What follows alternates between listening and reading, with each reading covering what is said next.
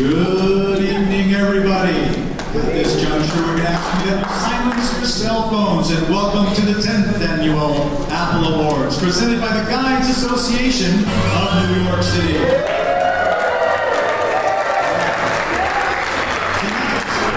we celebrate the best of New York with the people who know New York best. Here to open our ceremony, please welcome with thunderous applause, GANYC President Michael Morgenthau.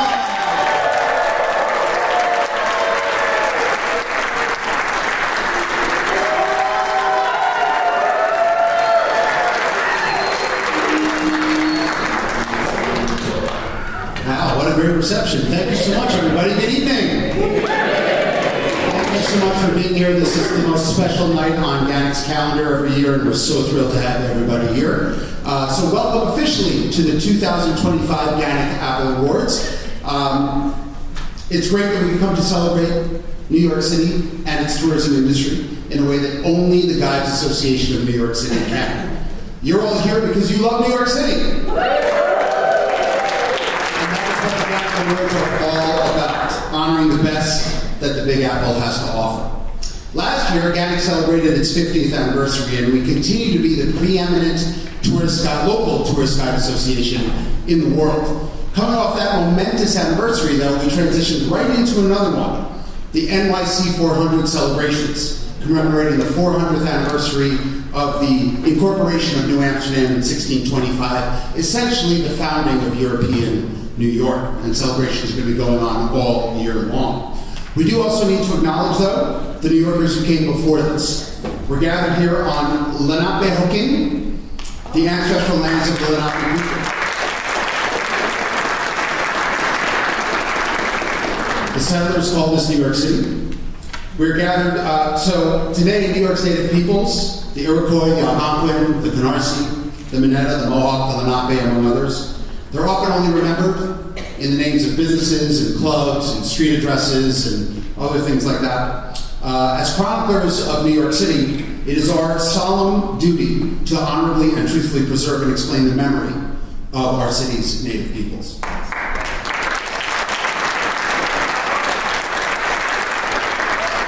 GANYC's membership of professional licensed tour guides are uniquely positioned to tell the entire history, the entire story of New York City, weaving together a multicultural and diverse narrative that, while it hasn't always been perfect, makes New York the greatest city in the world.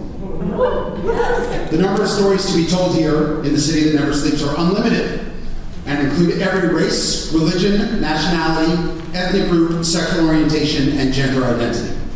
GANYC Guides will continue to welcome visitors to the city with our unique mixture of information, entertainment, and friendliness. We look forward to sharing this journey with all of our partners in the tourism industry, many of whom are in this room tonight. Our theme for the NYC 400 celebrations is "It All Started Here," because it truly did.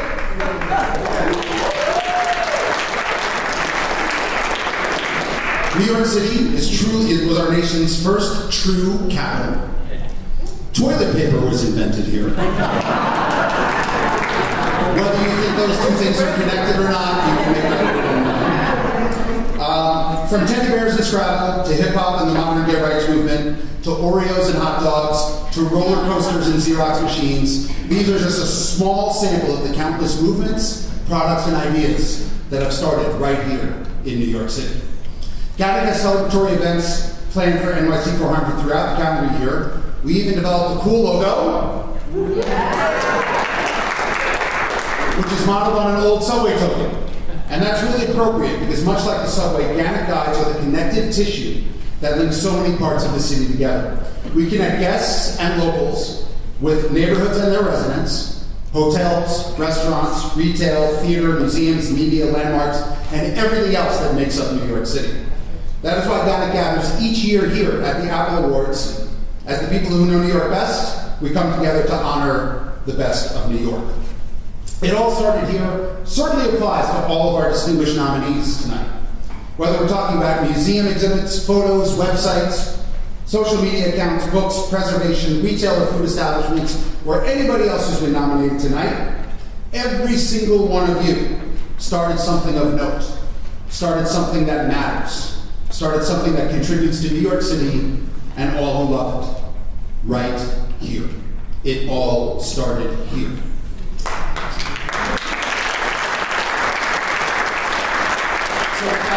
It's so humbling to see the incredible roster of nominees we have in 2025, all of whom give their best for New York.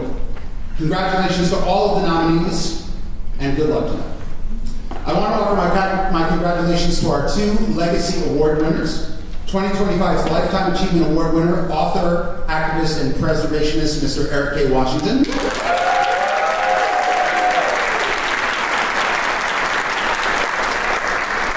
And the 2025 Lee Gelber Guiding Spirit Award winner, my friend, the indomitable Mr. Bob Gelber.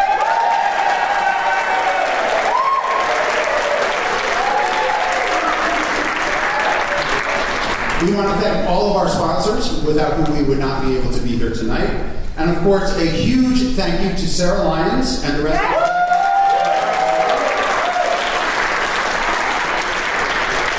Sarah and her committee volunteered tirelessly to put together this great event. Congratulations to each and every one of you. And I hope everybody's ready for a fun show. Please join me in welcoming, not welcoming me, welcoming multiple award-winning, internationally acclaimed cabaret and concert artist, Mr. Mark Nadler.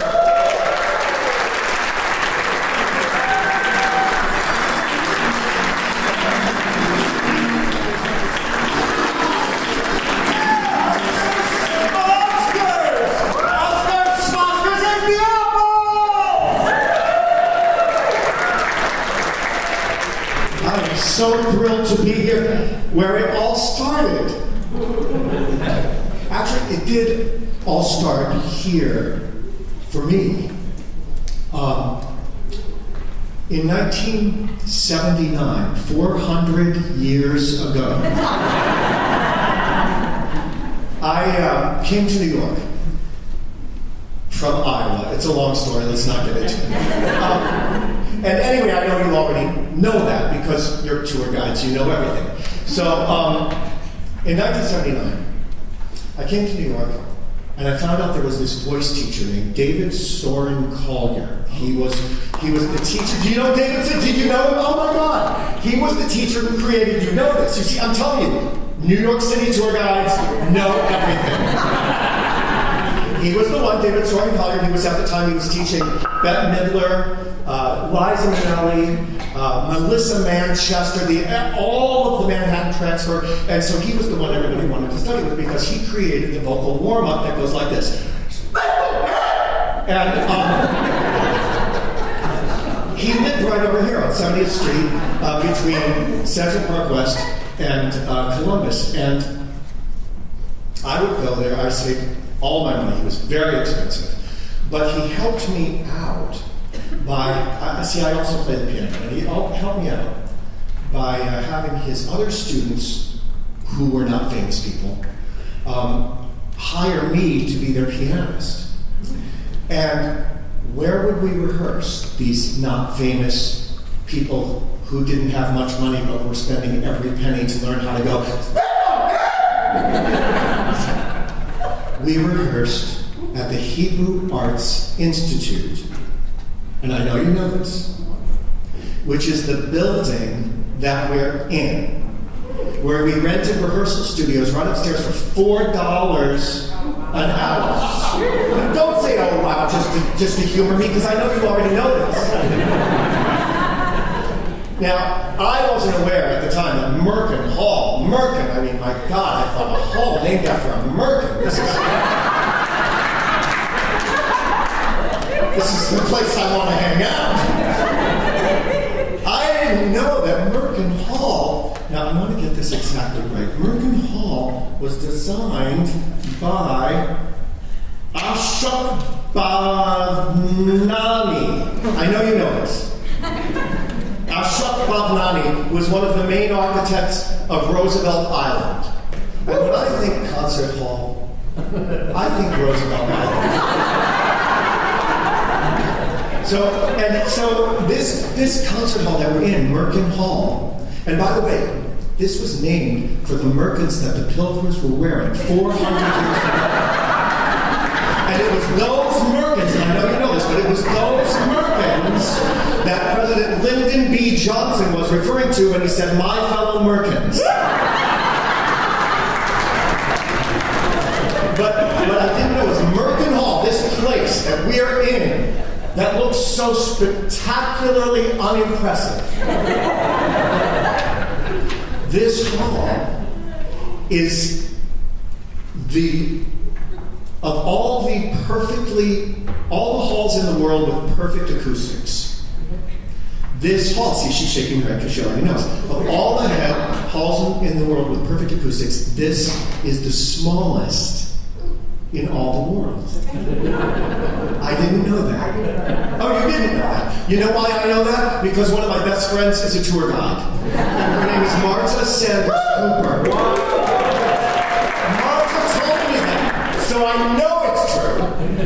Because Marta is a tour guide. Marta also told me, and so I said to her, "Marta, really? This is the smallest one?" I said, "How many seats?" She said, 495. I said, but wait a minute, because doesn't Weil have like 300 and something seats? Isn't that smaller? She said, "The acoustics there are not perfect." Carnegie Hall does not have perfect acoustics the way that this place does, according to Marta Sanders Cooper, who knows everything because she is a tour guide. So that's all I wanted to say. This is a very long, what are we celebrating tonight? I'll tell you what we're celebrating tonight. We are celebrating that in 2024, $88 billion were spent by visitors in New York City. That is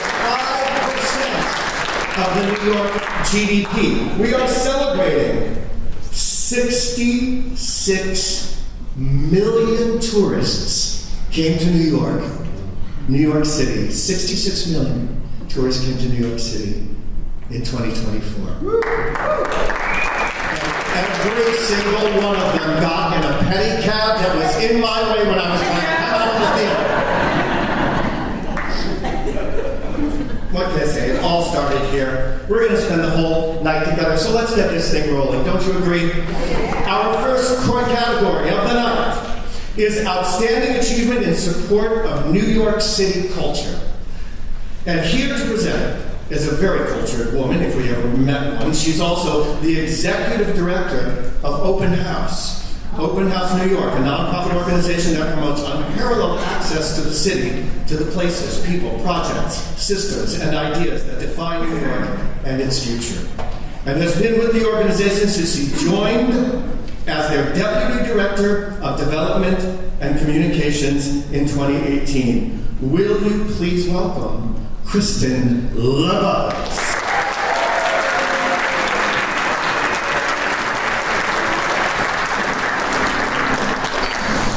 Hello, GANYC. I'm going to start by going off script just for a second to give my own personal shout out to Bob Gelber. 20-year Open House New York volunteer, Bob, and we are so grateful for your service. Okay, there is high culture, there's low culture, and then there's New York City culture. It's a deliriously fun blend of our inside and outside museums, churches that are works of art, theater that sets and reflects the tones of our times, and dancers that you'll find on the stage, sidewalks, and yes, even our subways. But New York City culture is not just defined by the institutions that visitors and locals flock to. It's also New Yorkers supporting the very businesses that keep a community going. The following nominees, each approaching culture from their own angle, share the goal of keeping the city together and nourishing the spirit that drives us all, whether it's through curating and promoting our shared visual culture in the form of posters, making theater exciting and accessible for all New Yorkers, lifting up New York City businesses, and telling New York's story to millions on social media, or making a house of worship into a refuge and a safe space for arts and social justice. The nominees, all friends of Open House New York, tonight are Nicholas Heller, known online as New York Nico,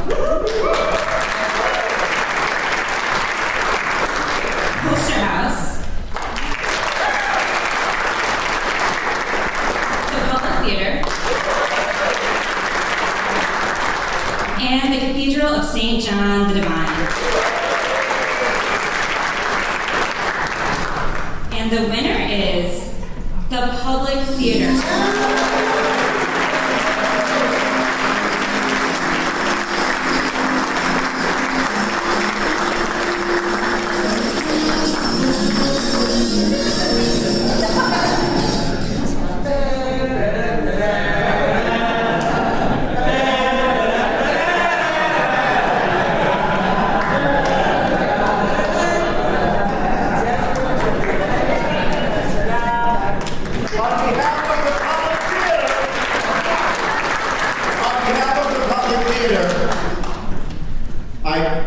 Accept this award.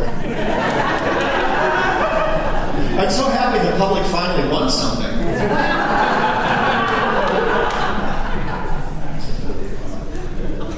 It's very exciting. Next up, is the whole evening going to be like this? Are we going to like announce awards and then Harvey the Puka comes out to accept it? I'm praying that somebody shows up tonight. You look quite beautiful. I'm hoping one of you is a winner. Love to see on the stage. Next up, to present, now you see how gorgeous the acoustics are in here.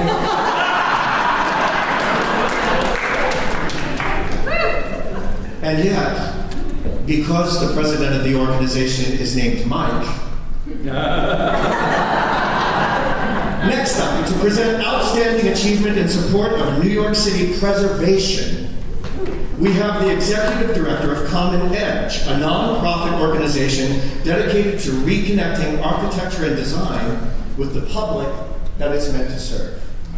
Please welcome Martin Peterson.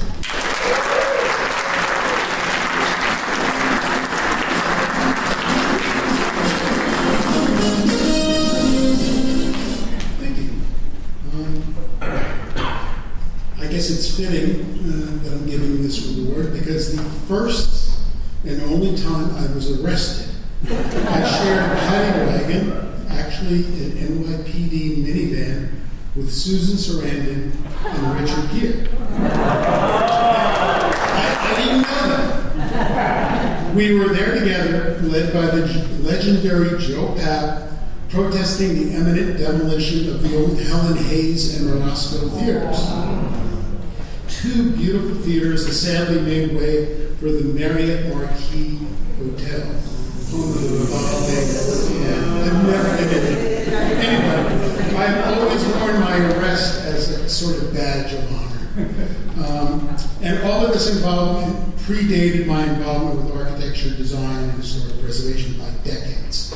So at Common Edge, where I work, it's commonedge.org, we're very familiar with what preservation can do for people in its city. We write about how it's done, how it's used, and the people who do it well on a regular basis. And at the heart of the drive for preservation, architectural, historical, and cultural, is a need to remember what we've learned, honor what we've loved, and teach future generations how to claim their home and their history. As Jacqueline Kennedy Onassis famously asked in her argument against demolition of Grand Central Station, is it not cruel to let our city die by degrees, stripped of all of her proud monuments until there will be nothing left of all of her history and beauty to inspire our children? So the nominees who fight for our great city are the New York City Oral History Project, making sure that T and LGBT is never forgotten in our history's history. The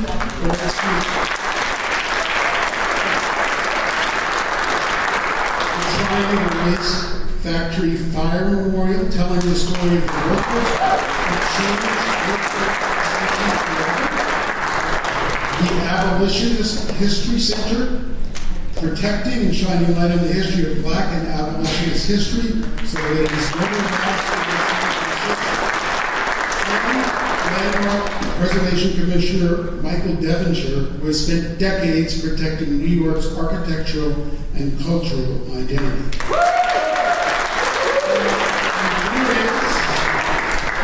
The Triangle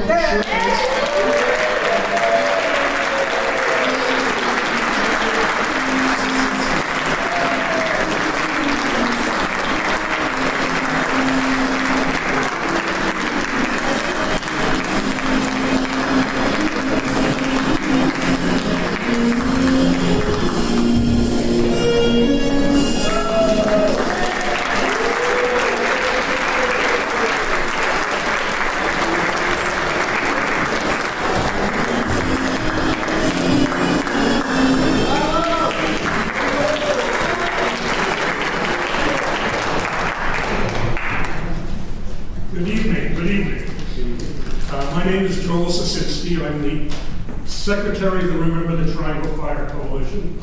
This is my wife, Adrienne Sosa, who is Kevin Baker, who is one of our board members.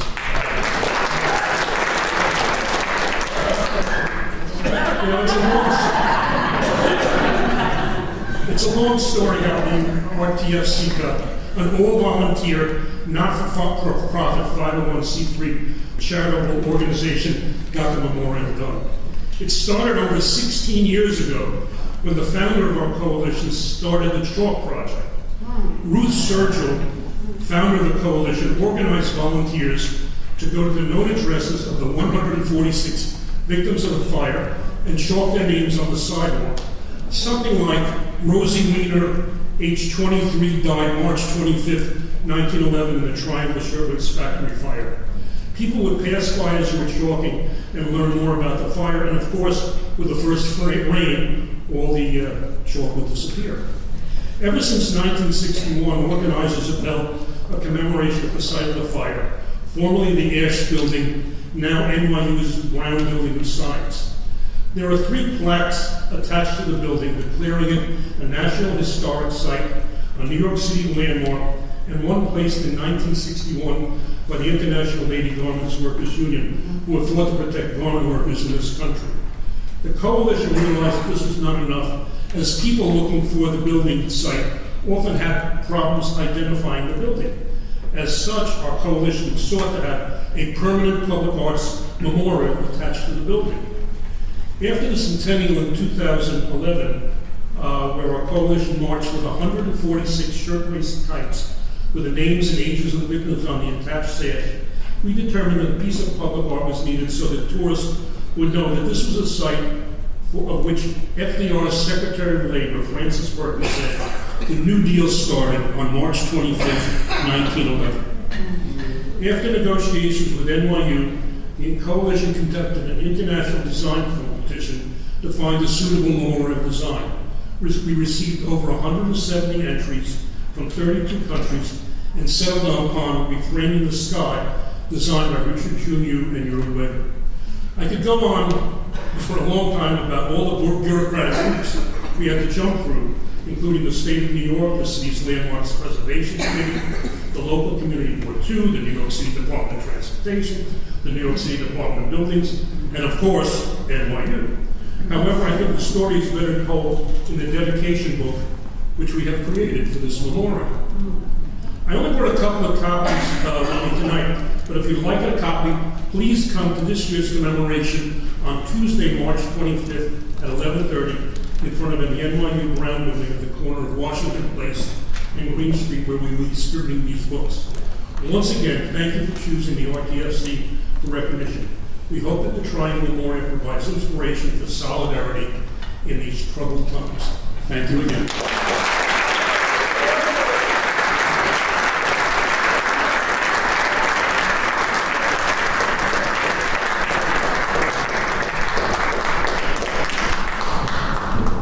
I'm so happy that you all honor that sort of thing. It's so important. It really is. I'm sure all of you know this, but in 1991, I was one of the lead actors and dancer-singers in one of the great flops of all time on Broadway, called The Chic of Avenue B. It played it even was sort of a Broadway show, sort of wasn't, because it was at Town Hall. Remember when they used to do what we used to affectionately call musicals? Town Hall. It was one of those. And I was in this horrible show. I mean, I'm not kidding. People would start walking out during the overture. But a manager saw me and signed me and said, "You're a shoo-in for sitcoms. You've got to move to LA. You're a shoo-in for sitcoms." Have you seen me on any sitcoms? But I went to LA. I was stuck there. It took me 4 years to get back to this city. I called them my lost years, like Jesus wandering through the desert. But the whole time I was in LA, I'm looking around. It's strip malls. It's everywhere. There's no architecture. And when I finally got back to the city and I saw architecture everywhere I looked, it was so beautiful, so refreshing, so inspiring. This city and the way that you all help us to preserve it by telling the stories and by bringing the rest of the world into the way that we see the magic of this city. I admire each and every one of you for everything you do. I truly do. I truly do. Now, our next presenter is a longtime tour guide. And he's a GANYC member, an award-winning author, and a frequent flyer at the GANYC. I didn't even know you had frequent flyer. This is the second time I'm doing this. Next time I want an upgrade. He's a frequent flyer at the GANYC Apple Awards. Now, you may remember him. Look, he's won this thing 3 times. So you'll know him. 3 times. But you'll remember him from his 2020 win for his outstanding achievement in nonfiction book writing for 111 Places in the Bronx that we must not miss. And he's dressed just as well tonight, here to present for outstanding achievement in support of New York City tourism. Please welcome Kevin Fitzpatrick.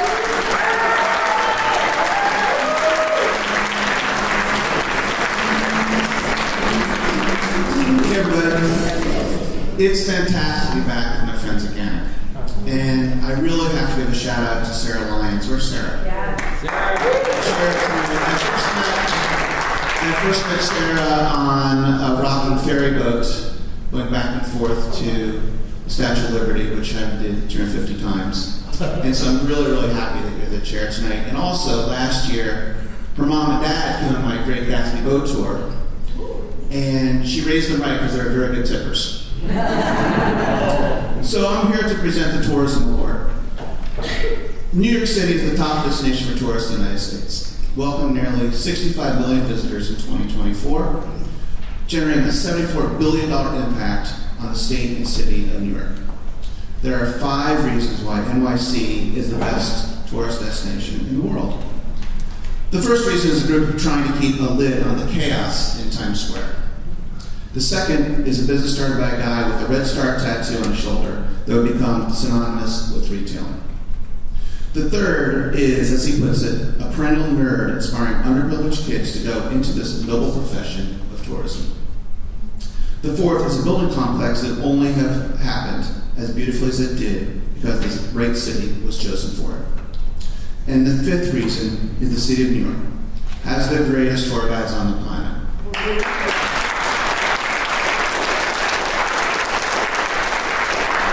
Each guide brings their own unique perspective, contributes to what makes New York the greatest city on earth.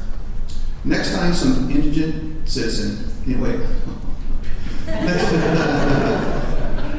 I love those Bronx beers, don't I? Next time some indignant citizen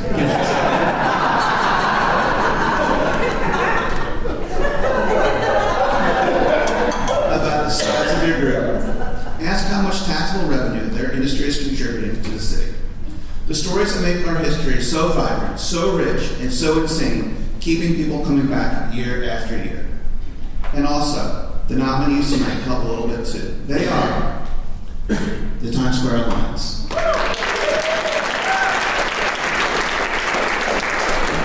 Macy's, Assad India, and the Rock Center.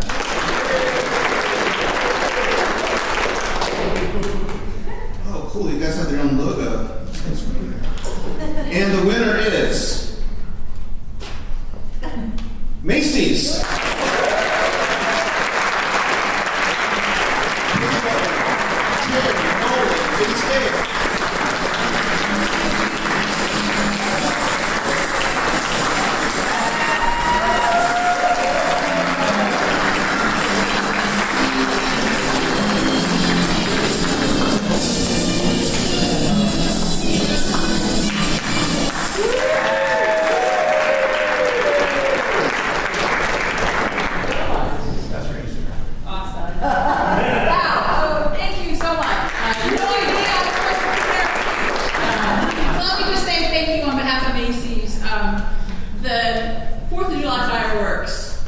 Thanksgiving Day Parade are all part of our DNA. And we're getting ready to celebrate our 100th anniversary of the Macy's Thanksgiving Day Parade. So thank you, New York. Thank you so much for this. I'm happy to share this with my friends at Macy's.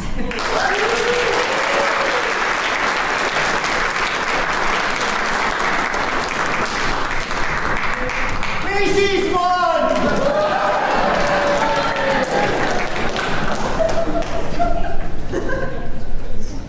I'm going to be honest with you, I was rooting for Times Square Alliance.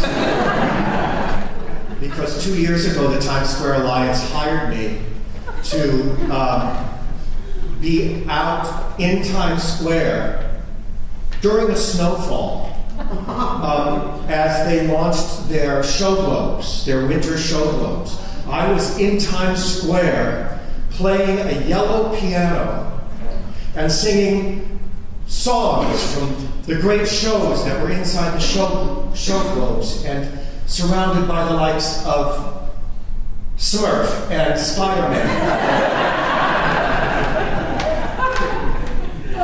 I was slightly insulted this naked cowboy didn't show up that day. I refused to take it personally. Anyway, you know, all of the presenters that are going to be presenting awards from here on out are either New York City tour guides or in the tourism business. So that, like, I don't know, they told me to say that. They thought that means something to you. Anyway, up next, here to present for Outstanding New York City Website, please welcome up-and-coming GANYC guide, Shay Rogers!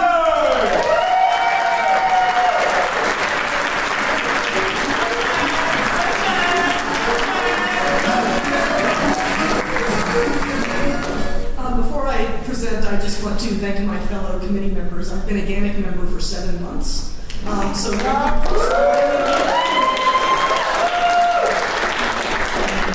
at a time when most of digital content has been concentrated on just a few apps, the nominees for Outstanding NYC Website remind us that websites aren't just alive, they're thriving. Creating a standout website today requires the perfect blend of creativity, passion, and a stubborn refusal to let Instagram win. No offense to our social media nominees. We are proud to present this award to these digital champions of our local businesses and events. Whether you're making weekend plans, shopping small, seeking off-the-beaten-path experiences, or looking for something to do for free, you don't have to look further than these 4 fantastic websites. A visitor to New York could plan an entire trip based on their excellent content, and a local could plan an entire year. I don't know what to do this weekend is no longer a valid statement when we have these sites at our disposal. Every day, the creators of these sites do the hard work of sifting through a nonstop whirlwind of information about New York to curate its best experiences and hidden gems. Tonight, we honor one of them with an Apple Award, and the rest with our gratitude and with our page views. The nominees are Secret NYC,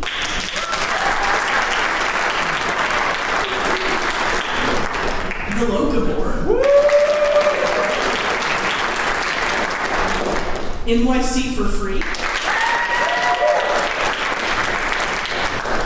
and Atlas Obscura. And the Apple Award goes to Secret NYC.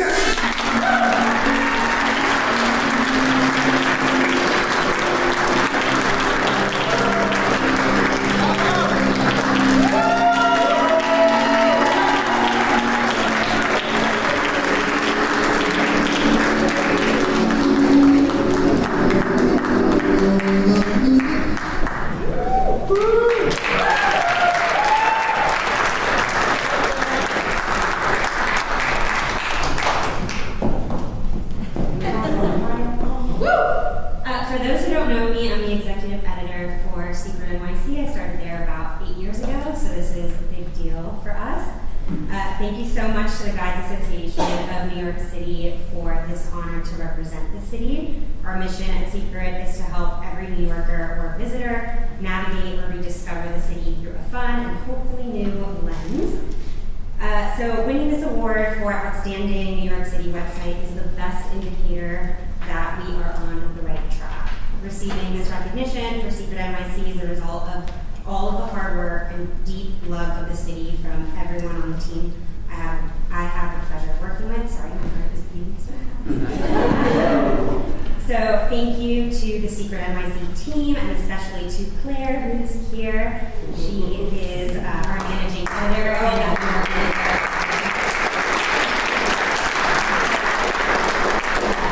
almost 7 years now, I think, which is crazy. So with that, thank you again for the recognition, and for those who may not already, don't forget to follow us on socials. Have a lovely day.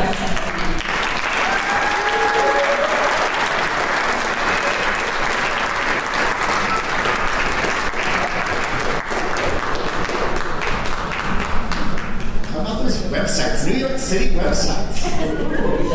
MarkNadler.com. It's where you can go to see a picture of me playing a yellow piano in Times Square. And it's also the place where you can go to buy my CDs.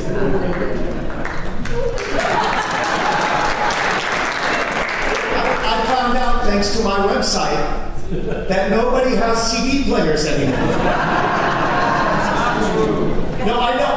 Are you telling me it's not true? Is that what you said? Not true. It's not. You have one. Yes. So then you are the person that all of those guys in Times Square say want a CD. They're all looking for you.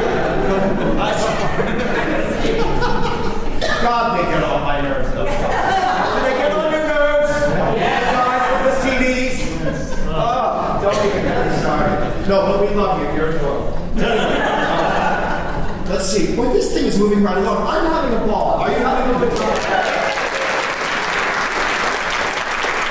Good, because we are now welcoming the GANYC co-vice president to the stage. Are you ready? Yeah. You've heard of Murrayville. But please welcome Cameron Hill.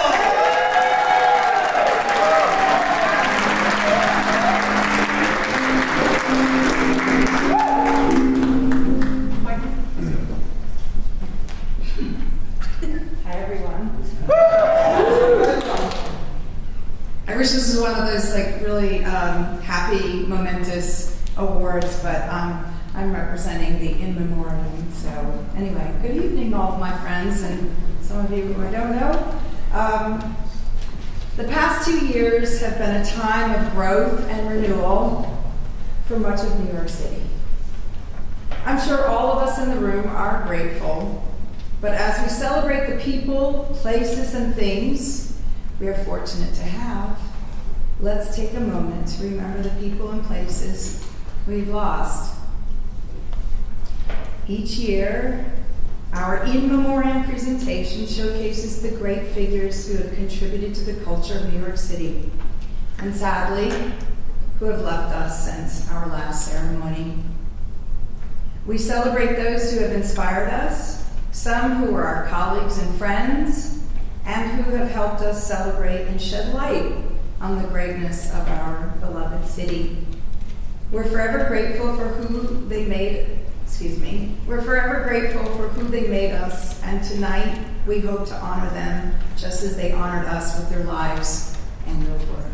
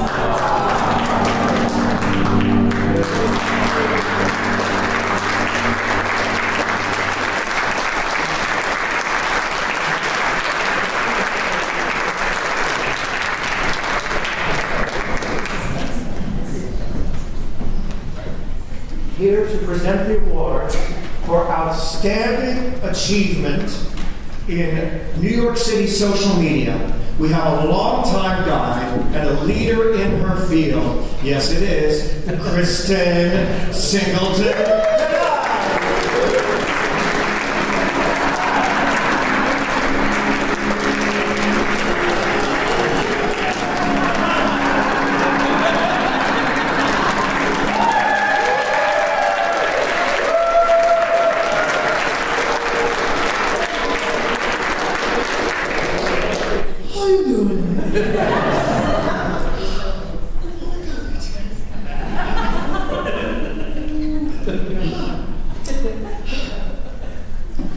First and foremost, hi guys. For those who don't know me, my name is Kristen Singleton for all thank you. And today is 13 years that I've been a tour guide. So I started out with the ladies, but all of you guys who have been so essential and just thoughtful in my past few months, thank you. I just wanted to say that much. I really appreciate you all. Thank you so much. I am thrilled to be here presenting this award for this outstanding achievement in New York City social media. Because at this time, just a few months ago, none of us were even sure if social media would exist by the time of this ceremony. All over. In fact, you may not know this, but the Apple Awards committee actually took this category out of the awards altogether. It's true. And then they put it back 24 hours later. For those of you who've experienced the 7,000 breaking news notifications since the one that I'm referencing, that was a joke about TikTok. I don't like TikTok. On that note, the amazing thing about our nominees tonight is that they've all managed to get people to stop their doom scrolling long enough just to appreciate this incredible city. In a world which is all too easy to spend your time fixating on its latest catastrophe, planes flying in the sky, these creators are cutting through the noise to enrich our feeds and our knowledge. The content creators in this category are incredible ambassadors for our city. Its landmarks, its food, its daily rhythms, and of course its quirkiest features. Every day they put NYC quite literally into the hands of people from around the world. And the best part of it is that they're showing everyone true, authentic New York experiences, New York people and places, and not just the ones that ChatGPT suggests. I don't even know what that is. The nominees are Shiloh Frederick,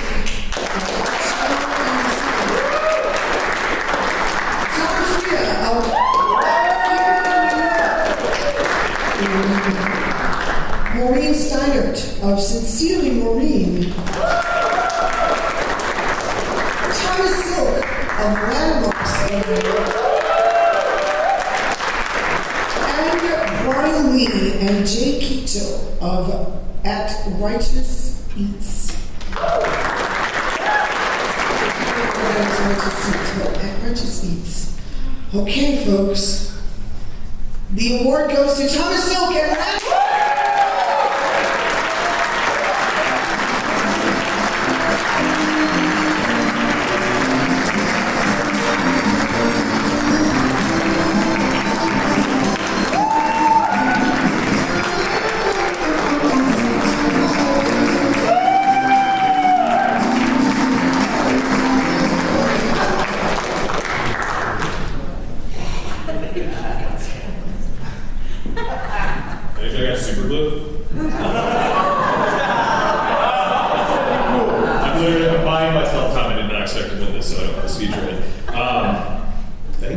This is truly incredible.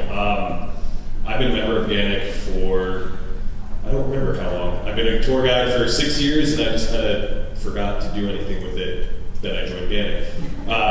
I started Landmarks of New York as honestly, it was a mental health project. Worked a terrible job and needed something to take my mind off of things. And I had a degree in history from Fordham University, go Rams, and a need to compartmentalize stress from work. So I decided I was going to just look up and try to take a look at landmarks in New York that people might just walk past every day. And as I like to say, it's not just for the tourists. We're the ones who pay taxes here, so why can't we stop and look up every once in a while? And I've been doing that basically every day for almost 6 years now. And to have fellow guides acknowledge basically the page that I was writing for myself that other people tend to like is very validating and humbling at the same time. So thank you all for this amazing honor. And I'd also like to thank my wife, who is currently at home with our 8-month-old, who just completed his first day of daycare. She very much wanted to be here, and she has been literally my rock. She designed all my logos and has been putting up with me telling her random facts about New York City, whereas I can't remember what we had for lunch yesterday. So if it's from the 1860s, I'll know it. If it's from 60 seconds ago, I'll forget it. But thank you so much for the story. I really appreciate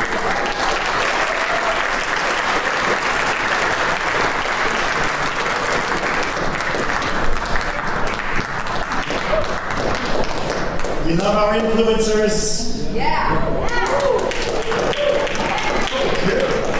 No, you know, in the theater, there was a big article in the Times. I'm sure you all know about this already. But there was there is a big movement that's happening.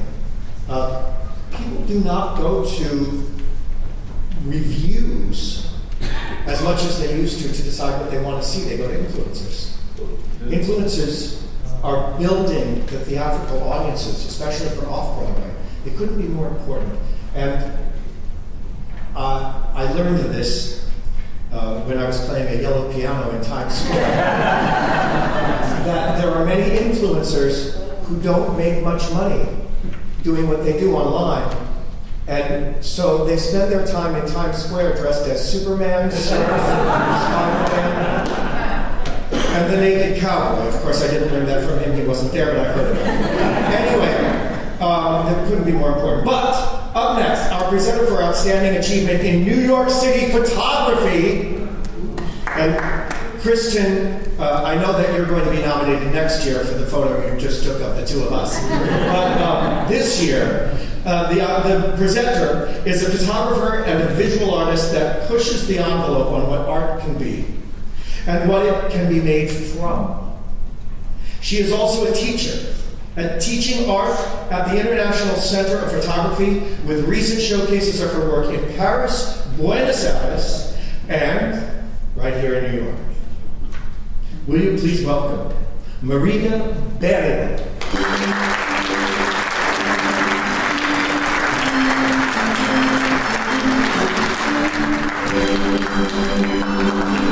Thank you so much. It's lovely to be here with your energy and your enthusiasm and your incredible respect for each other. It's just super heartwarming. So, photography. Vivian Mayer, Bernice Abbott, Bill Cunningham, Gordon Parks, Ouija. Despite their diverse styles, what these photographers have in common is that they pick New York as the perfect subject to capture. This vision is also extended to the nominees in this category. These photographers might not be traveling to a war zone or shouting at stars on a red carpet, but they've found the parts of New York that speak to them, and they've used their talents to amplify the uniqueness of what our city can say to the world. Their roles as street-level documentarians highlight the constant that is a changing New York, as parts of the city truly become history. And the nominees are Lawrence Henderson,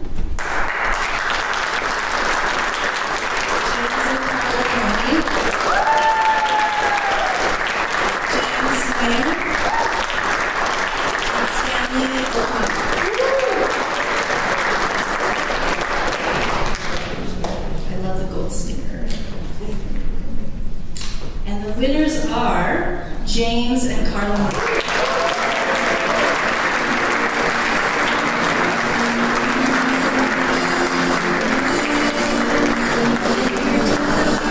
On behalf, please welcome Andrea Coyle to the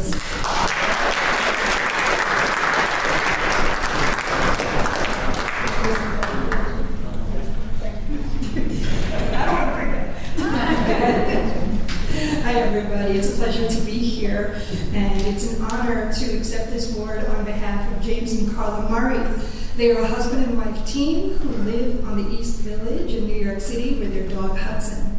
And they are architectural photographers and multimedia artists. For over 25 years, they have focused on their lens on the streetscapes through portraits of storefronts and shops.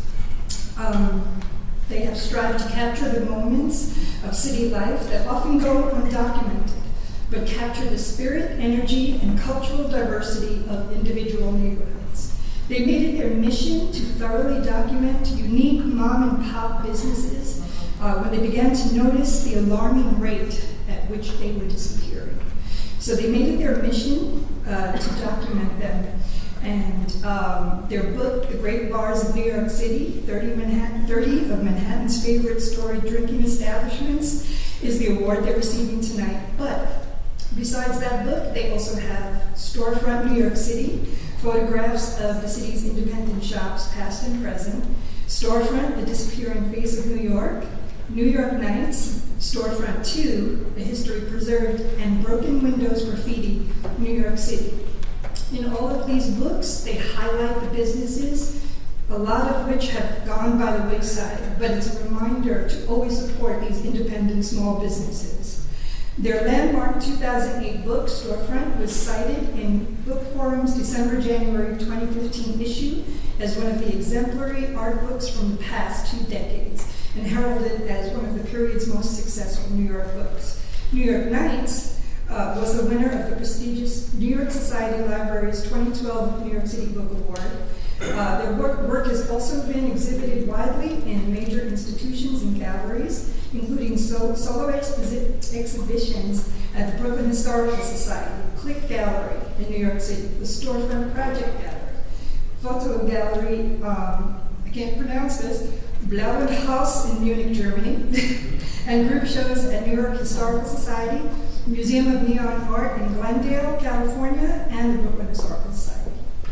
Their photographs are included in the permanent collections of major institutions, including the Smithsonian Center for Folklife and Cultural Heritage, the New York Public Library, and NYU Langone Medical Center.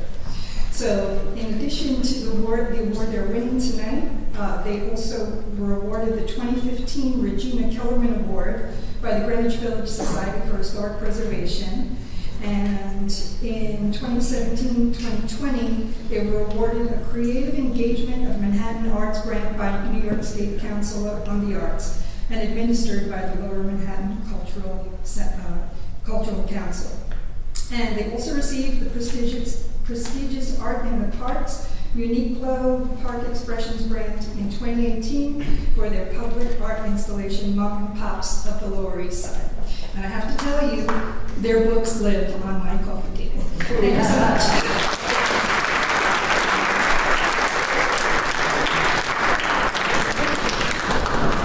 From the strictly visual, we go to the strictly auditory. For our award to Outstanding Achievement in New York City Radio Program or Podcast, we have a presenter who is a rising star in the world of TV and radio journalism. She's a two-time Emmy nominee who has reported and anchored for 92.3 FM, News 12, and 1010 Wins. Please welcome to the stage, Mary Lynn Buckley.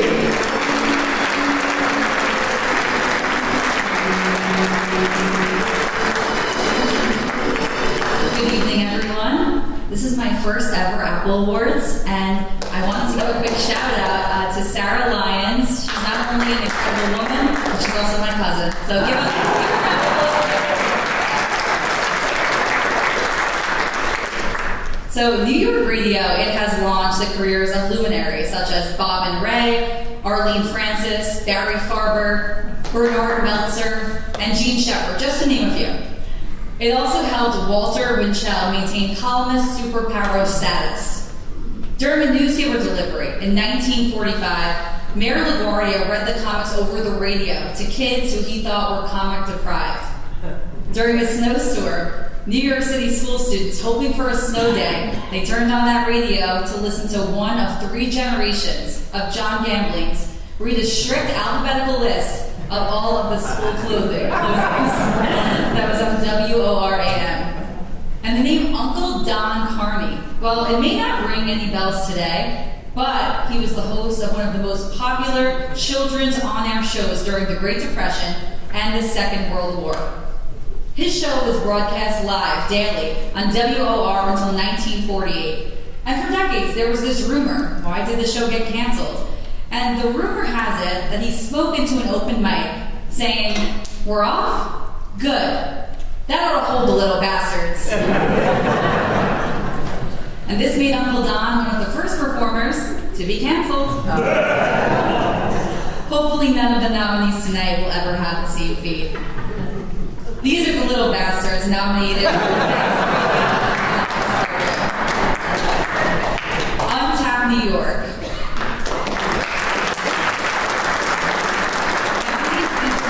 Invisible for their podcast coverage of Robert A. Caro's The Power Broker. Most Marvelous NYC. Empire City, the untold origin story of the NYPD.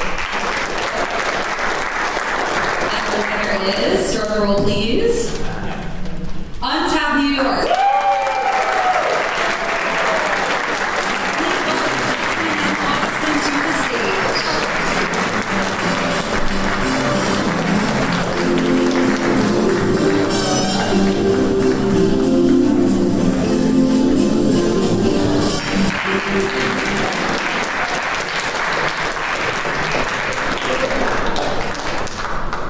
I'm not Augustine, but I am his wife, and I'm Michelle Young, the founder of Untap New York. It is a real honor to be here.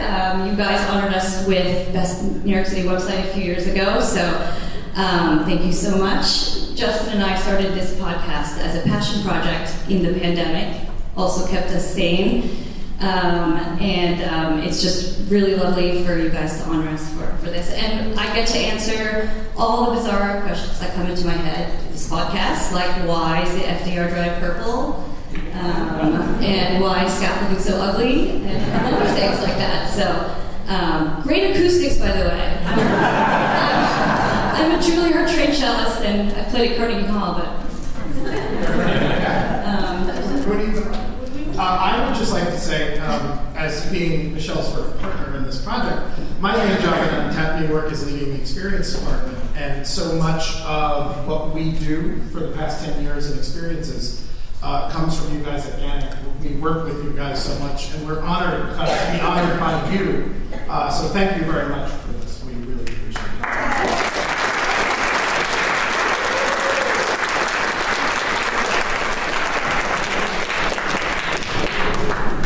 I'm so glad in the year of the centenary of WNYC.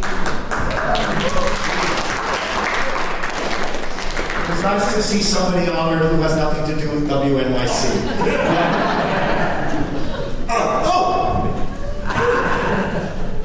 I am very excited about this next presenter. It's you!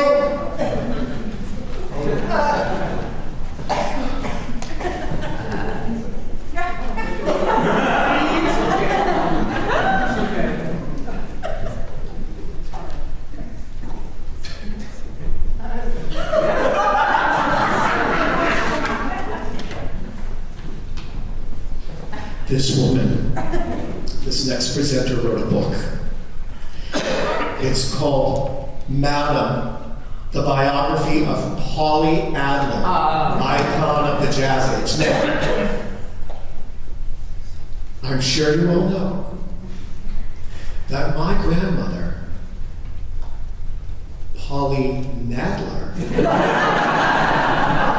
was the premier Kreplach maker to the entire process of Sioux City, Iowa. I smell a book in the works.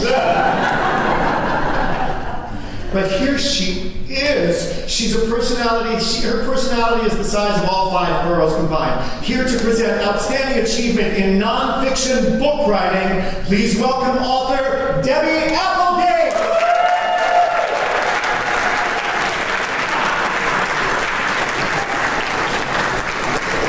Don't you love that Debbie Applegate is presenting an Apple Award?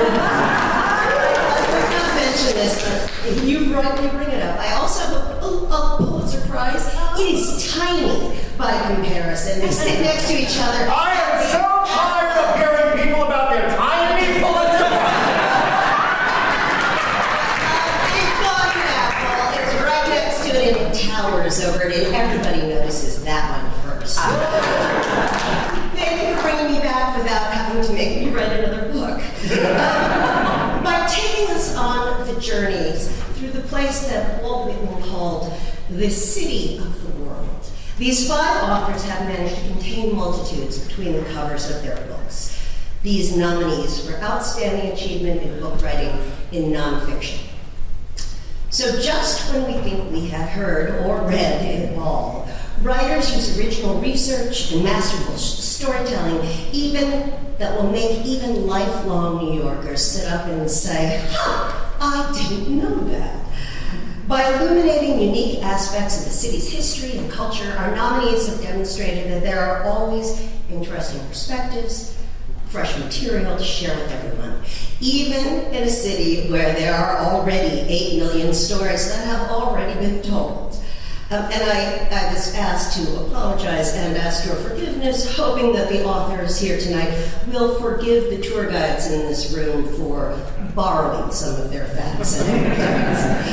Their books are a guide to this great city through space and time. They take us from the criminal empire of a Gilded Age socialite to the scrappy baseball diamonds of yesteryear to the streets of a paradise better known as the Bronx.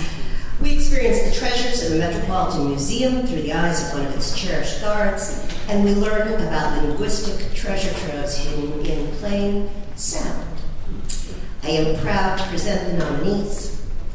All the Beauty in the World, the Metropolitan Museum.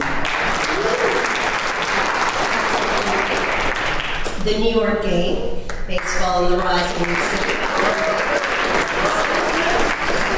Paradise Bronx, the life and times of New York's greatest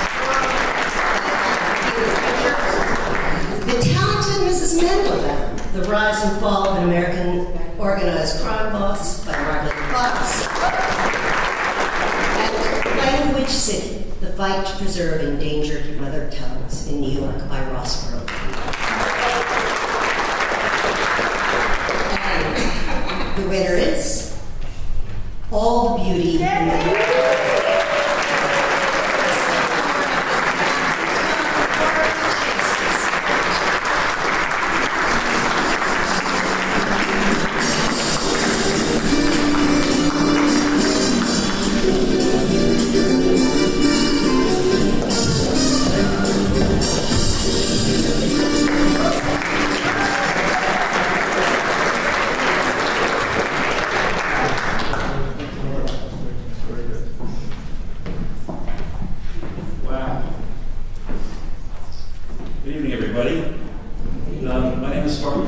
I'm a literary agent. I'm Patrick's literary agent. I can promise you that we literary agents are much more comfortable in the background than guides, but I'll do my best. It didn't occur to me quite how much Patrick fit the bill here tonight, because he's not just an author, but he's been a GANYC member for a long time, and I know how much it's meant to him. I want to make sure you know that as literary agents, we also have a trade association. You blow the doors off of our trade association. It's a lot more fun here than when we get together. We have only one award. It's only 2 years old, and I haven't won it yet.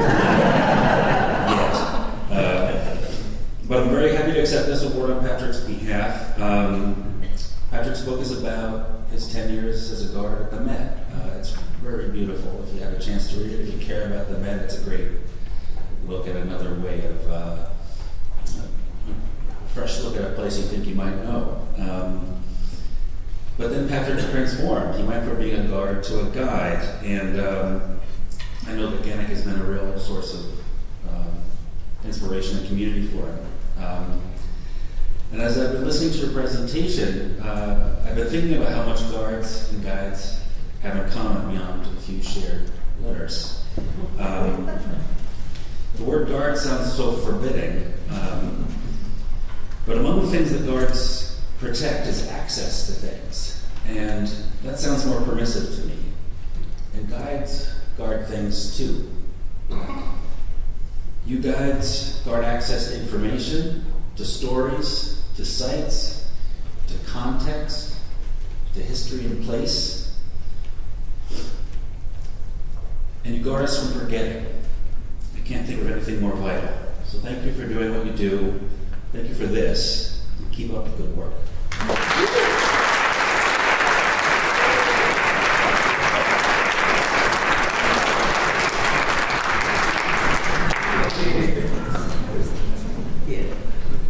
So I feel like we're getting to know each other very well. And I'm going to tell you something that happened to me in a museum. Listen up, it's your next book! In 1982, I met my first partner, and we were both very, very young and very hot for each other. And we were in the Museum of Natural History. Well, you know about this already.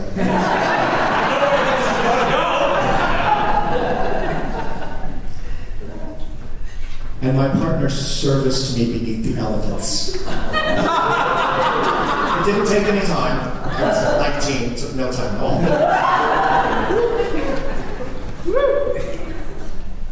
You'll read about it in his next book. Anyway, up next, and presenting for outstanding achievement in essay article writing, we have a gentleman who has worked his way up the Forbes magazine ladder. Boy, I would like to see one little kid when somebody says, "What do you want to do when you grow up?" "I want to work my way up the Forbes magazine ladder." Just once. But he did. And he is now the current commissioning editor of Buyouts, which calls itself the leading authority in U.S. mid-market private equity, industrial intelligence, data, and trend analysis. Doesn't that sound like fun? Well, I suspect he has a lot of fun, because wait till you see how he's dressed. This is Carl Schmabodian!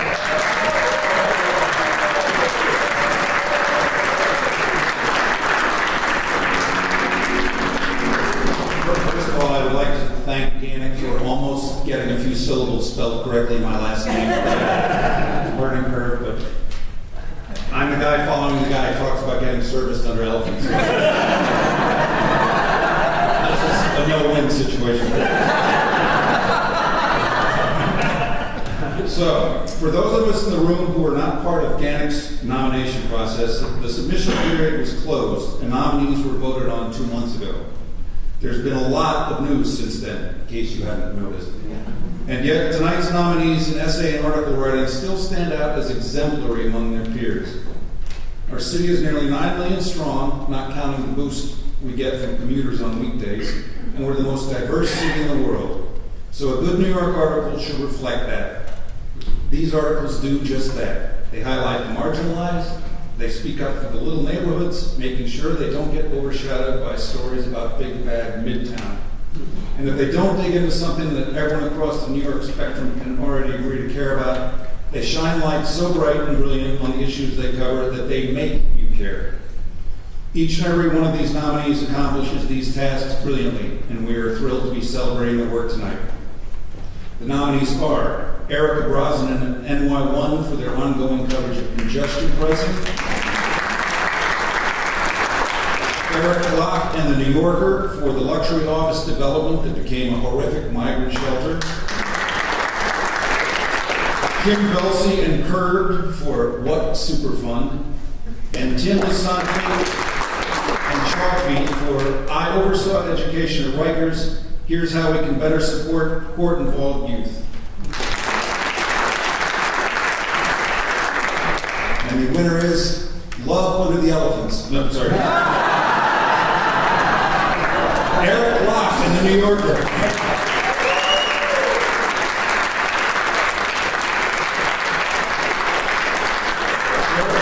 Unfortunately waylaid elsewhere tonight, so the awards committee will be accepting this award on his behalf.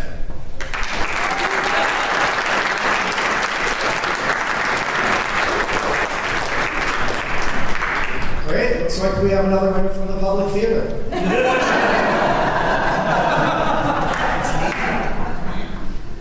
Oh, goody. I'm sorry, I'm Jewish. I get very excited about this next category. Our next category is Outstanding Achievement in New York Food. And our presenter tonight is a rising star in the world of food tourism. He is the founder and CEO of Bagel Up, a company and trade organization dedicated to showcasing New York City's finest baked goods to guests from around the city and around the world. And around the world.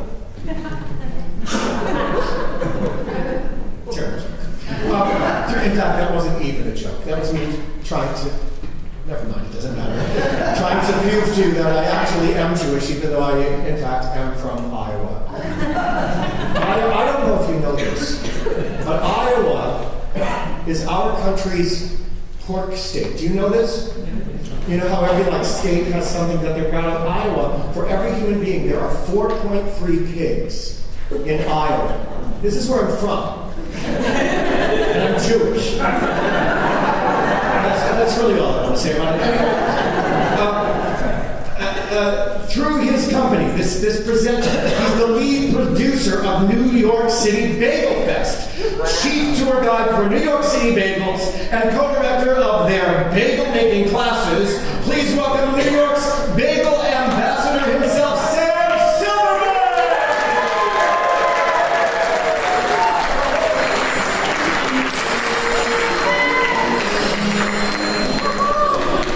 Honored to present such a delicious award. A wise man once said, if you want the best of some food in the world, go to where it was first invented. If you want the second best of any food in the world, come to New York. But as a certified and credentialed bagel expert and a New Yorker through and through, I contend that New York is the best at so many things, especially where our appetites are involved. Each of the nominees in this category this year has a long and storied past feeding New Yorkers. Some of tonight's nominees have done such incredible and innovative work with their food that even the old masters tip their hats and cede their titles. Some of them have seen so many generations of customers that they managed to seat diners from Tammany Hall and diners coming from the pet store now occupying Tammany Hall's hotel in the same booths more than a century apart. And all of them have warmed our hearts and stomachs, cultivating dining spaces that are as welcoming as they are delicious. The nominees for Outstanding Achievement in Food are Barbetta Restaurant, Lily's Bakery, Pete's Tavern, celebrating 60 years in business,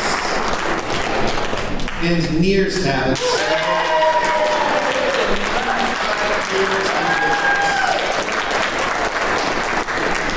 And the winner is Pete's Tavern.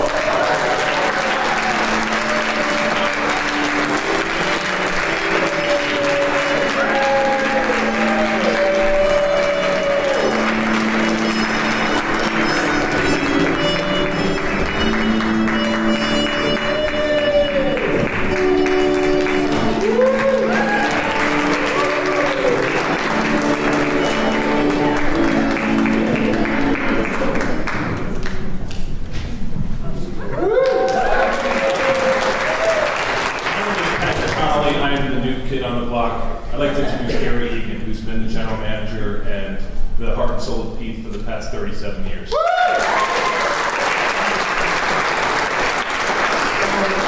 have had the pleasure of running this beautiful, old, iconic tavern for the last 37 years.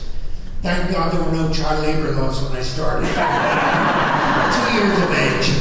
And it's a beautiful old place. I am so proud to take its history, to upkeep it, to look after it, to cherish it. And being an immigrant myself, I came from Dublin, Ireland on a student exchange visa for 3 months, and honestly, I fell in love with this city.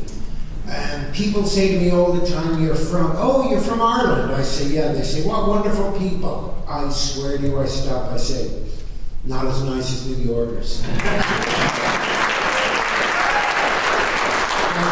Thank you so much to NYAC for this wonderful award. It'll be on the wall, we'll cherish it, and you should all come down and see it. You'll love it.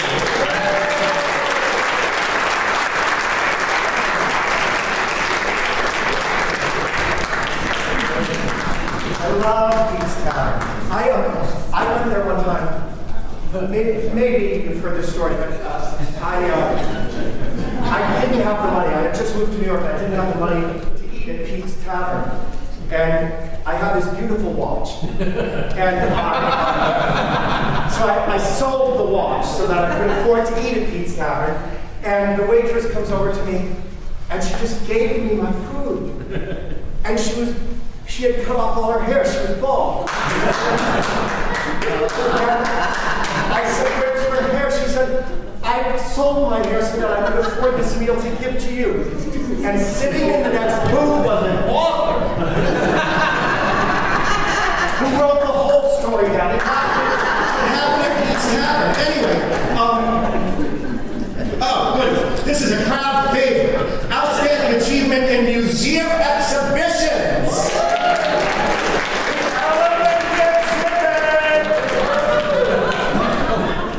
And here to present the category well, she's the manager of visitor experience at the Guggenheim. I'll bet nobody at the Guggenheim had an experience like what I had at the...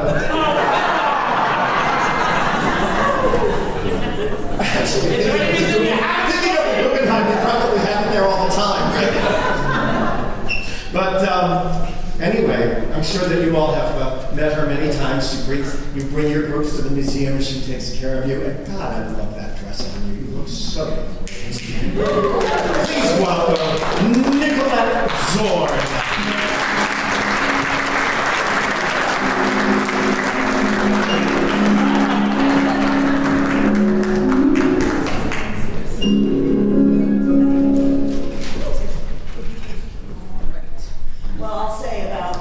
Experience under the elephant at Natural History Museum. There are no cameras in the bathrooms at the Guggenheim. We did have the golden toilet for a little while. I'm not going to try to imagine what went on. So, by this point in the night, I hope that you already know how transformative museum experiences can be for tourists and for locals playing tourists in New York. And many congratulations again to author Patrick Bringley, who's sharing his own experience with readers in Korea right now. A museum isn't just a collection of objects on display. It's a storybook in 3D, welcoming visitors into an experience of the world, curated for them to live in for a moment, and to hopefully carry with them outside the gallery walls into the wider world around us. It's a space steeped in history and provenance, but also in possibilities. It challenges us to consider art, history, and culture across the ages and wonder what those pieces, and the people around them, will mean in generations to come. It's a sound system full of microphones, allowing artists and makers to speak to us across time, singing in concerts with the curators who showcase them. I could go on about what museums do for all of us forever, but luckily for everybody here, we're on a time crunch. And our nominees are excellent at showing us the best of what a museum can be. Each of these nominated exhibitions speaks to an essential truth about New York, sharing it with new audiences and old alike, making sure that the voices of our past are still heard in our future. The nominees are the Metropolitan Museum of Art for the Harlem Renaissance and Transatlantic Modernism,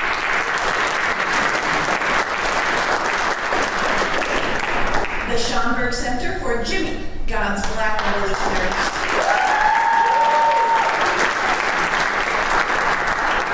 the Museum of the City of New York for This Is New York,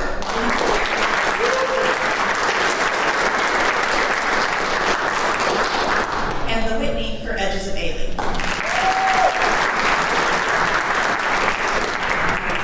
And the winner is the Museum of the City of New York.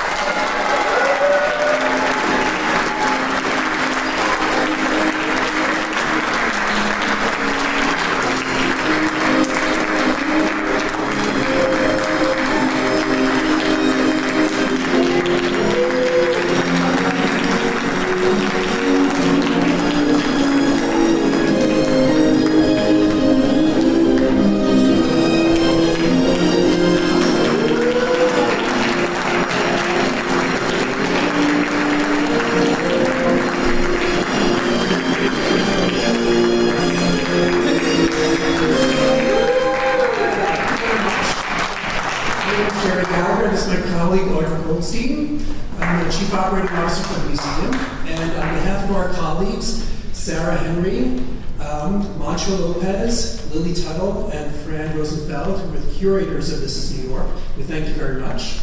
This Is New York was an exhibition to commemorate the 100th anniversary of the museum, and rather than focusing on the history of the museum itself, we decided to focus on the last 100 years of New York City as it was represented in art and pop culture. It was a fantastic exhibition. It had closed, but there was a couple of components that were so popular we decided to keep them on. So please come and visit the museum to see Songs of New York, which takes a look at 100 years of music representing New York City, all 5 boroughs. And You Are Here, which is a compilation, it's an immersive film experience showcasing 400 films representing New York City. Yes, it is amazing. So please do come and join us for You Are Here and Songs of New York. And if you are a tour guide and you'd like to bring your self-guided tours to our museum, I'm the one to contact, Audra Goldstein, and we'd love to see you there.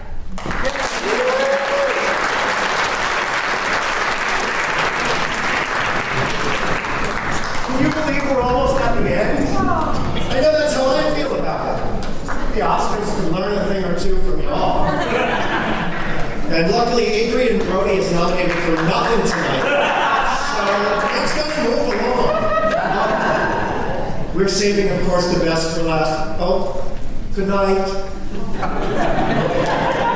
You won't ever know who won the last 2 awards. Goodbye. How much you want to bet they're from the public theater? But our penultimate award tonight, of course, is the Lee Gelber Guiding Spirit. Named for its first recipient, the Guiding Spirit Award goes to a guide who has given tremendously of themselves and who leads by example, both in GANYC and in the wider guiding world. Oh, that was one of my favorite soaps. I have it on good authority that this year's Guiding Spirit is the pinnacle of both of these attributes. But there are a few guides here chomping at the bit to tell you that themselves, so please welcome Susan Birnbaum, Harvey Paul Davidson, and A.J. Stevens.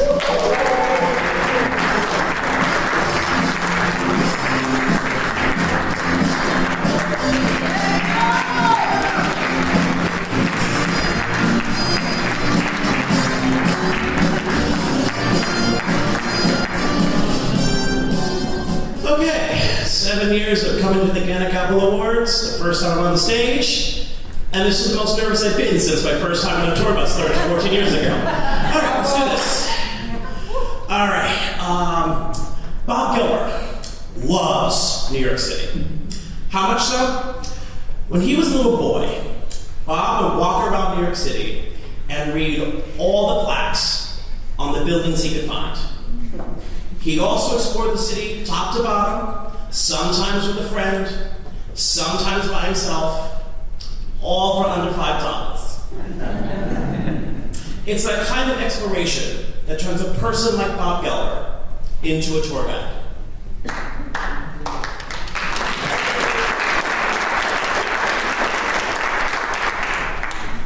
I guess you can say those plaques were his first guiding experience.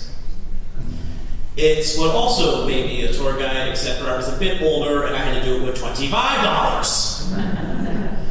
And as Bob will say, back in his day, Abraham Lincoln was president. And yet, like many people who love history, life takes a detour. You gotta find a job. And so for many, many years, Bob dedicated his career to the state of New York for the court system. And after doing that for so long, and still being a lover of history, Bob, like so many of our guides here in this room, said, I know history, I know New York, and I'm looking to channel it somewhere. Otherwise, Kathy, his wife of 50 years, is gonna probably kill me. So, Tommy, you know what's gonna happen next. So, 18 years ago, Bob got a sightseeing guide license, and as if he was a 10-year-old kid again, Bob was looking at plaques on those buildings. Except this time, he was getting paid for it. 1 year after becoming a guide, Bob found his way, like so many of us in this room, to GANYC. And since then, he's been a friend, mentor, member of GANYC's board, including being vice president. And he's been a volunteer his time, his energy, his effort, his wisdom, and advice to countless members, including yours truly. So, here's to you, Bob.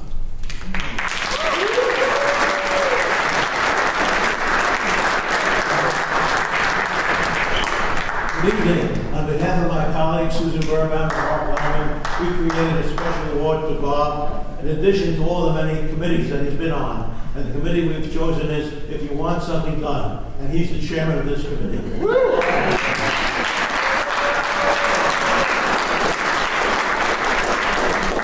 Where's he hiding? He's like over there.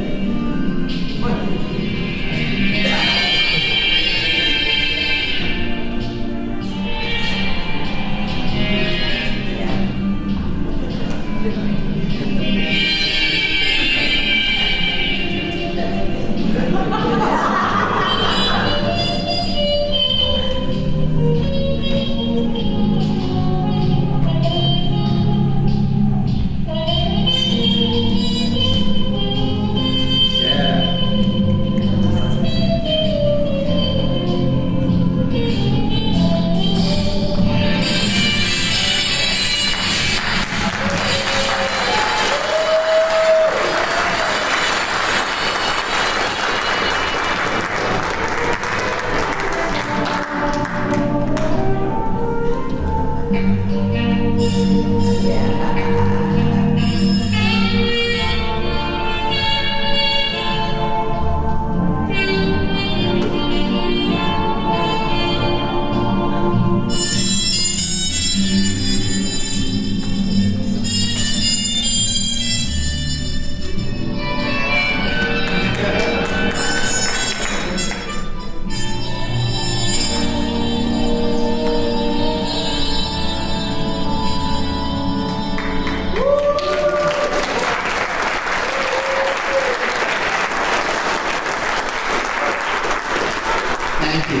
not sure I actually said all of that, but it's anyway, it's a great honor to receive this award. Finally, after 10 years of being in charge of the engraving of all of them, and I made sure my name was spelled right. I have to thank all of the people who really made it possible for me to be here, and one of them was really my wife, Kathy.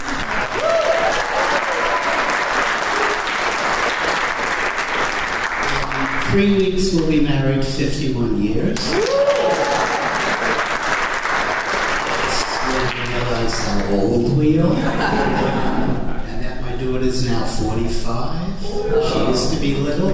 And my 13-year-old grandson is taller than me, has a deeper voice. And when I first announced to Kathy that I was going to retire 18 years ago, after almost 35 years with the New York State court system, Kathy had said to me, "That's great, you'll enjoy retirement, don't expect me to have lunch with you every day." And that's where it all really started. Carrie called me up, and my daughter is the queen of networking. She was in the restaurant trade for well over 20 years. And she called me up and said, "You're not going to sit in a rocking chair and stare out the window," which I haven't been at all.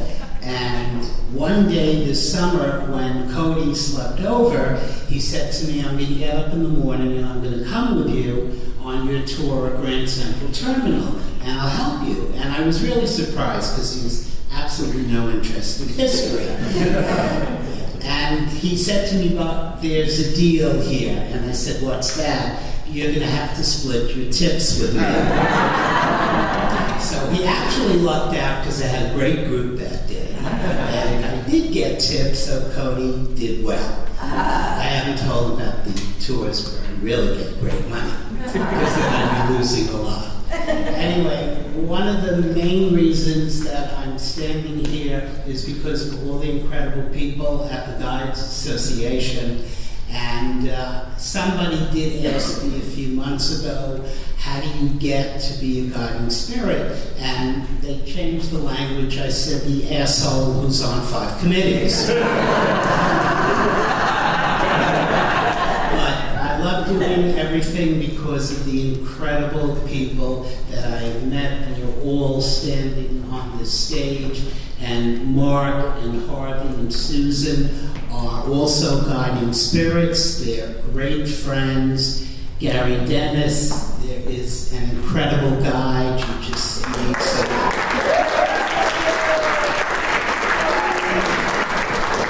You just need a bottle of aspirin once he starts talking. And AJ is really, AJ, when you get old enough and you have more wrinkles in your, you will definitely be a guiding spirit. He's been quite a force at GANYC. I also want to thank our board of directors, who are all incredible, under the leadership of our president, Mike Morgenthau. What makes them more special is that they support the dozen or so committees that we have, and I can't stress to all of you sitting here tonight, is that we are an all-volunteer organization. No one gets paid. There might be a little fund in Switzerland, I'm not sure about that. But we all volunteer our time because we love New York City, we love its history, the stories it tells, and we thank all of you for being here tonight, because you are really the people that all the organizations you come from, whether you're writers, podcasters, from museums, from restaurants, you're the people who welcome everyone that comes to this city. For 400 years, we have been welcoming immigrants from all over the world, and everyone in this room I know will continue to do that. Thank you all.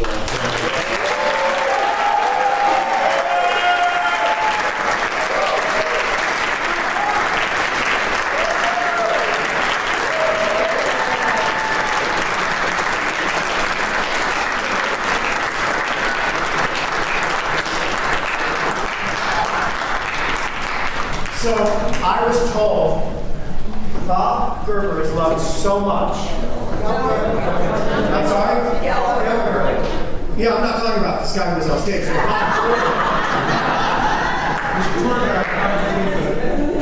No, Bob Gelber is loved so much by the people who work with him that I was told there was a fist fight among his co-workers as to who was going to get to be the presenters that would stand on stage with him tonight. And the people that you saw won the fist fight.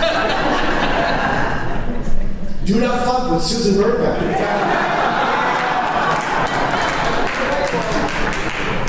So here it is, our final presenter of the night. He is an acclaimed author, a researcher, and a dear friend of tonight's honoree. Here to present GANYC's 2025 Lifetime Achievement Award, please welcome David J. Freeland.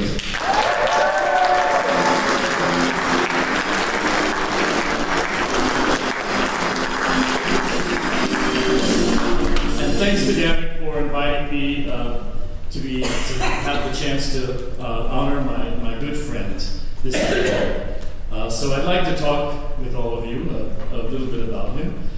The winner of this year's Outstanding Achievement in Lifetime Achievement Award is, as the title would suggest, a man of many accomplishments.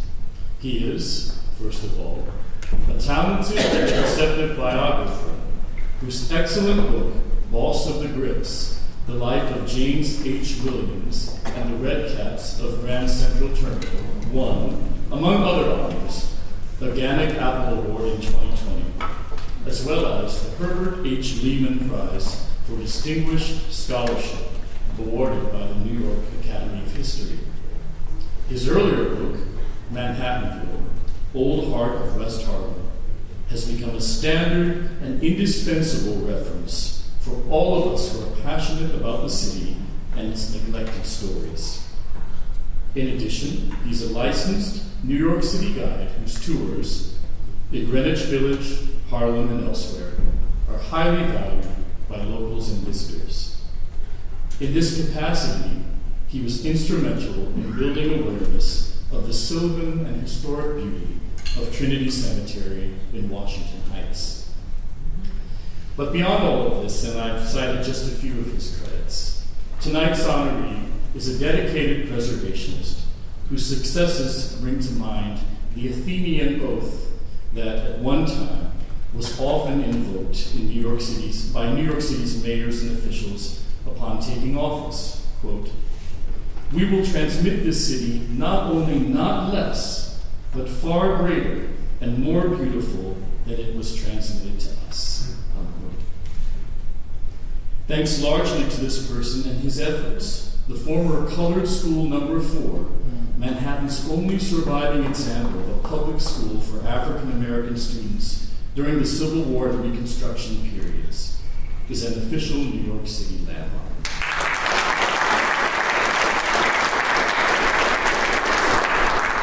Recently, this evening's honoree has been involved with the preservation of the Jacob Day House, which, despite being an invaluable reminder of the history of abolitionism in the village, had fallen into disrepair and appeared to be at risk of demolition. It was declared a city landmark last October.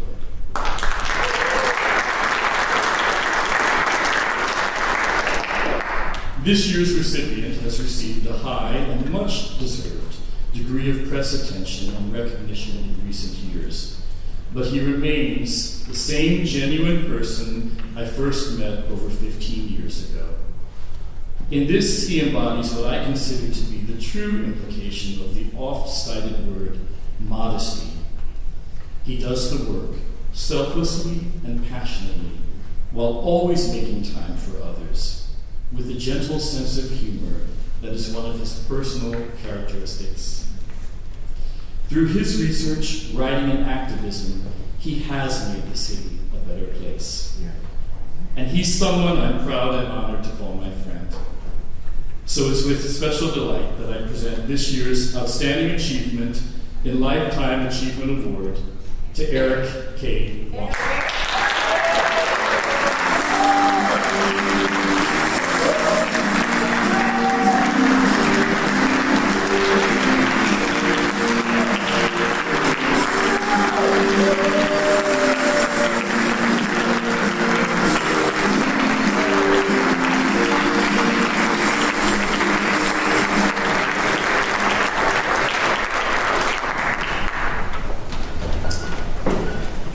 Athena said to me,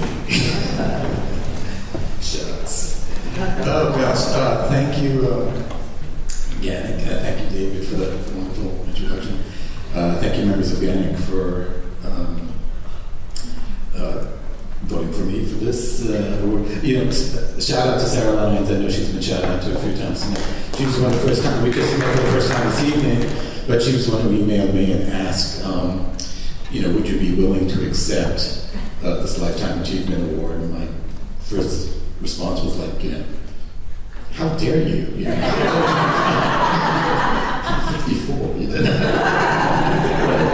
Had been 54 years ago. This is an honor.